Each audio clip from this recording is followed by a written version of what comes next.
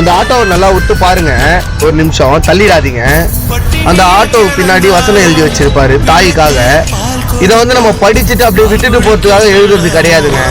இதை நம்ம வாழ்க்கையில கொண்டு வருமா அப்படின்னு சொல்லிட்டு தான் எழுதுவாங்க. நிறைய பேர் நினைச்சிருக்காங்க பணம் இருந்தா என்னங்க பணம் பண்ணணும், பணம் இன்னைக்கு வரும் நாளைக்கு போயிடும்.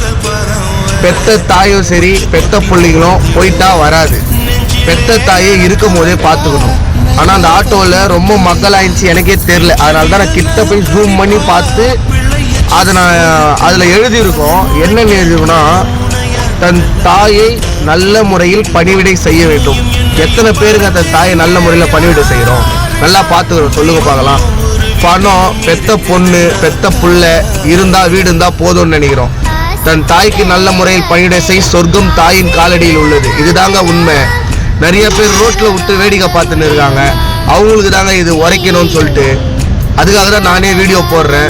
தாயை நடு ரோட்டில் விட்டுறாதீங்க, அவங்களுடைய சாபத்தை